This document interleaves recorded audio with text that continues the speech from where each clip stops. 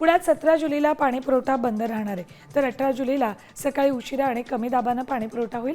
जलशुद्धीकरण केंद्रातल्या जलवाहिनीच्या दुरुस्तीची कामं केली जाणार आहेत, त्यामुळे कोथरूड, कर्वेनगर, सहकारनगर, कात्रज या भागातला पाणी पुरवठा बंद राहणार आहे।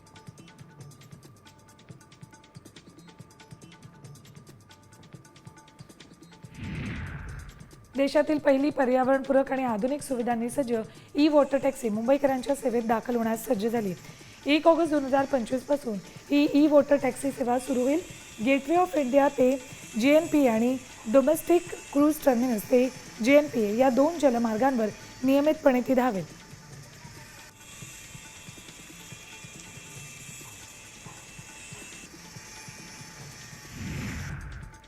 मुंबईतल्या ऐतिहासिक आणि लोकप्रिय बेस्ट बस मार्ग क्रमांक 1 पुन्हा एकदा सुरू करण्यात आलाय। इलेक्ट्रिक हाऊस ते वांद्रे रेक्लेमेशन दरम्यानचा हा मार्ग मंगळवारी A1 म्हणून वातानुकूलित बस सेवेत रूपांतरित केलाय। बेस्ट प्रशासनानं वर्षभरापूर्वी हा मार्ग बंद केलेला, मात्र नागरिकांच्या मागणीनंतर तो पुन्हा सुरू केलाय।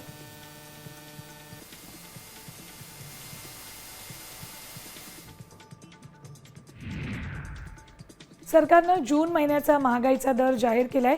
मे महिन्याच्या तुलनेत जूनमधील ग्राहक किंमत निर्देशांक घसरून 2.10% पोहोचलाय। त्यामुळे महागाईनं 6 वर्षातील नीचांकी स्तर गाठलाय। याचा थेट परिणाम किराणा दुकानातील वस्तूंवर झालाय। यामुळे दूध, मसाले, डाळी आणि भाज्यांसहित अन्य वस्तूंच्या किमतीत घसरण झाली।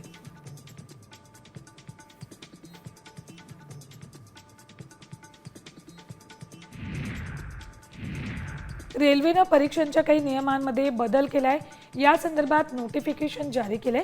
रेल्वेच्या नव्या नियमानुसार आता उमेदवारांना आपल्या धार्मिक प्रतीकांसह परीक्षा देता येईल। हातात कड, धागा, डोक्याला पगडी यासारख्या विविध धार्मिक प्रतीकांसह परीक्षा देता येणार आहे।